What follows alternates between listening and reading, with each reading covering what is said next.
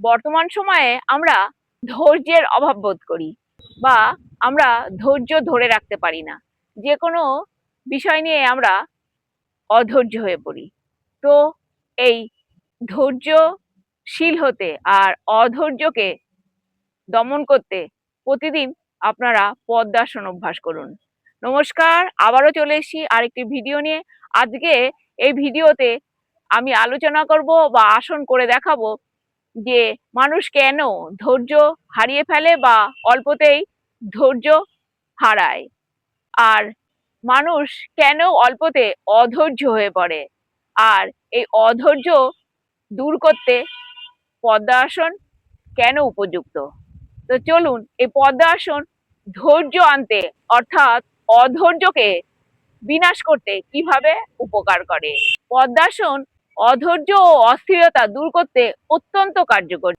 এই আসন করলে মনকে শান্ত করে মনোযোগ বৃদ্ধি করে এবং মস্তিষ্কে রক্ত সরবরাহ বাড়িয়ে মানসিক চাপ ও রাগ নিয়ন্ত্রণে আনতে সাহায্য করে। তার ফলে ধীরে ধীরে ধৈর্য ও মানুষের মধ্যে সহনশীলতা সৃষ্টি হয়। প্রতিনিয়ত এই পদ্মাসন অভ্যাস করলে স্নায়ুতন্ত্র শিথিল হয়, অতিরিক্ত চিন্তা ও অস্থিরতা দূর হয় এবং ধীরে ধীরে সেই মানুষকে ধৈর্যশীল হতে তৈরি করে। এই পদ্মাসন ধ্যানের উপযোগী ভঙ্গি বা পশ্চার হওয়ায় মনোযোগ বাড়িয়ে মনকে এক জায়গায় স্থির রাখতে সাহায্য করে। এই কারণেই বিভিন্ন মনীষীরা এই পদ্মাসনে বসেই তাদের সিদ্ধি লাভ করেছেন। তাছাড়াও এই আসন নিয়মিত অভ্যাস করলে মানসিক চাপ কমিয়ে রাগ ও ক্ষোভ নিয়ন্ত্রণে আনতে সাহায্য করে, যার ফলে মানুষ ধৈর্যশীল হয়ে ওঠে আর অধৈর্য হয় না। তো আপনারা প্রতিনিয়ত বা প্রতিদিন নিয়মিত এই পদ্মাসন অবশ্যই অভ্যাস করুন। তবে পদ্মাসন প্রথমে যারা অভ্যাস করবেন তাদের ক্ষেত্রে পায়ে ব্যথা হতে পারে, তার জন্য পায়ের কিছু মুভমেন্ট করে নেবেন। তবে পদ্মাসন সোজা হলেও সোজা নয়। এবার এই পদ্মাসন কারা করতে পারবে না? যাদের হাঁটুতে ব্যথা, আর্থারাইটিস আছে, তারা নিজেদেরকে পদ্মাসন করা থেকে বিরত রাখবেন। আর তাছাড়াও যাদের হাঁটুতে সম্প্রতি অস্ত্রোপচার হয়েছে তারা এই আসন অর্থাৎ পদ্মাসন করবেন না। এবার চলুন পদ্মাসন কিভাবে করছি দেখে নেওয়া যাক। সবার প্রথমে মেঝেতে ম্যাট পেতে সামনের দিকে পা লম্বা করে ছড়িয়ে বসতে হবে। তারপর ডান পাকে হাঁটু থেকে মুড়ে বাম পায়ের থায়ের উপরে রাখতে হবে এবং বাম পাকে হাঁটু থেকে মুড়ে ডান পায়ের থায়ের উপরে রাখতে হবে। দুটো হাত দুই পায়ের হাঁটুর উপরে বায়ু মুদ্রায় রাখতে হবে।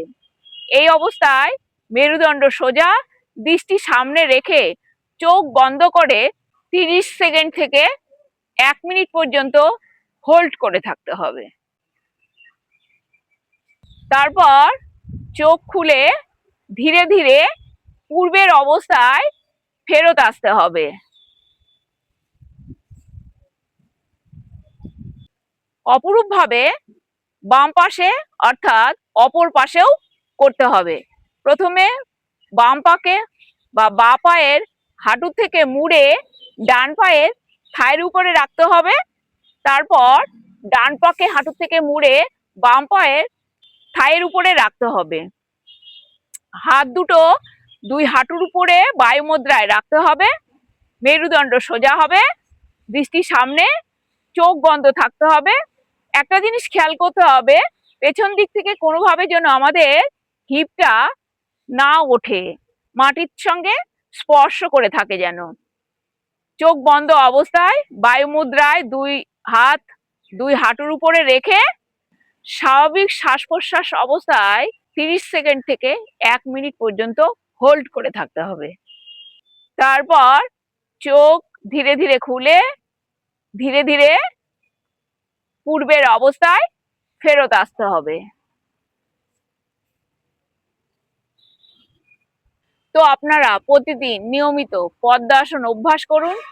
আর এই দ্রুত অধৈর্য হয়ে যাওয়া, মনের অস্থিরতা বৃদ্ধি পাওয়া, মন চঞ্চল হয়ে যাওয়া থেকে নিজেকে মুক্ত করে ধৈর্যশীল হয়ে উঠুন। জয় শিব শম্ভু।